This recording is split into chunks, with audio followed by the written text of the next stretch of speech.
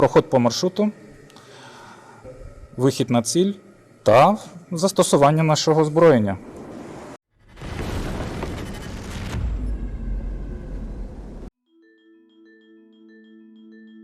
Russia today tried to attack the Kharkiv region with sabotage groups. The attacks were stopped. Ukraine had been expecting such an attempt for several months and was preparing for it. The territory is heavily mined and the troops are ready to meet the enemy. Again, this is not to say that it is easy for Ukraine. Not at all. But Russia is now trying to attack one of the most protected areas. The problem remains that Russia, as usual, uses a large number of missiles, MLRS, aircraft, and glide bombs, and due to its proximity to the border, Ukrainian air defense does not have time to react to this in a timely manner. Unfortunately, the number of civilian casualties will increase. But let's try to figure out what Russia is planning. Is this a Russian diversionary strike or what? For a blow to be distracting, it must distract from something. Now Russia has no other direction of the main attack. Yes, they took Avdiivka, spending 5 months on it, but the advance slowed down there, just as on Chasiv Yar. No resources. Russia has already used everything it has in the Avdiivka direction and in the direction to Chasiv Yar. There are no large forces there for the main blow. In addition, it was from there that they transferred part of their reserves to the Kharkiv direction. The fact is that the Russian leadership does not have a complete understanding of the state of its troops. It's like playing Chinese whispers. As a result, after going through such a telephone game, information is distorted. 5,000 soldiers in reserve turns into 500,000 by the time it reaches the chain from the field commander to Shoigu. The numbers that Putin receives in a folder on his desk have no connection with reality. This is where the destroyed Ukrainian 592 planes and 270 helicopters came from. In the Russian army, it is customary to report only positive news to the top, greatly embellishing it.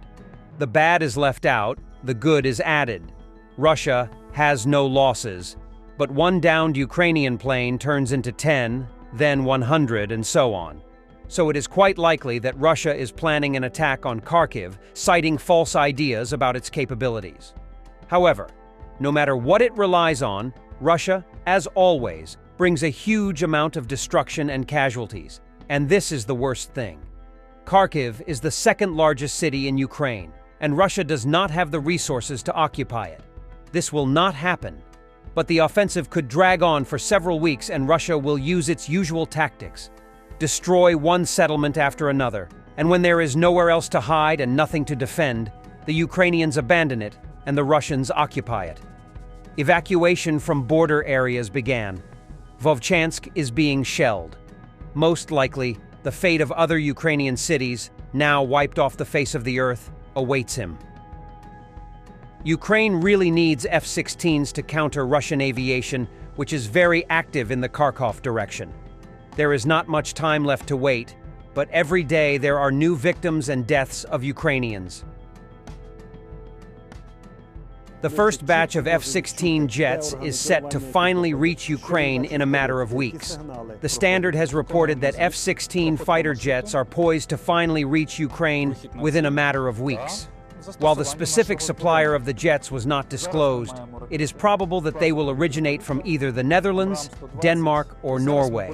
This is good news, as the arrival of these jets will bolster Ukraine's defense against glide bombs and enhance overall air defense capabilities.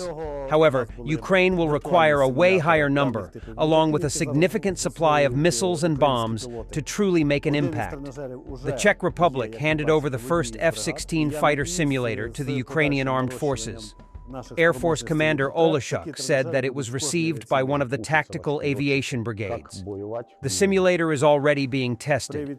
He noted that Ukraine needs not only F-16s, but also a powerful educational and material base for young people, and therefore calls on its allies to join this initiative. Виконуємо зліт, проход по маршруту, вихід на ціль та застосування нашого озброєння. F-16 стають ще ближче. Маємо перший в Україні авіаційний тренажер американського винищувача, наданий Чехією. Його основний модуль уже тестують фахівці на базі однієї з бригад тактичної авіації. Далі буде змонтовано гідравліку, кабіну, аби пілот максимально відчув реалістичність тренувального польоту. Це не симулятор, це повноцінний авіаційний тренажер з реальною кабіною літака F-16 від компанії VRGiner. Льотчик чітко може відчути, де органи керування, які знаходяться, що він бачить в польоті, де які сигнали проходять. Виконуємо зліт, проход по маршруту, вихід на ціль та застосування нашого озброєння. Зараз ми маємо ракети класу повітря-повітря, Амрам-120. І зараз ми будемо намагатися використати пошук цілі, захоплення цієї цілі і пуски зазначених ракет.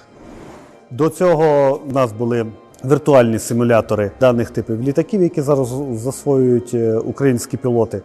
Один із тренажерів вже є, як ви бачите, в одній із бригад. І я надіюсь, з подальшим нарощуванням наших спроможностей і потреб, такі тренажери будуть в кожній авіаційній бригаді.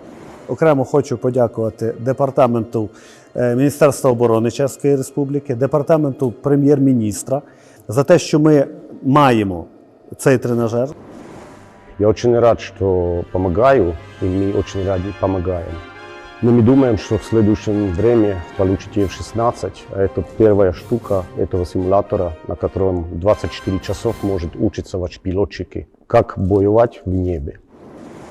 При відпрацюванні певних сценаріїв даний тренажер повністю реалізує процес навчання, що стосується застосування авіаційних засобів ураження. Як класу повітря-повітря, як класу повітря-поверхня, також авіаційних бомб з повним циклом відпрацювання операцій льотчиком в кабіні при застосуванні даних типів. Зараз ми працюємо над сценаріями, які дозволять тренувати льотчикам виконувати навчання боротьби з різними типами БПЛА противника.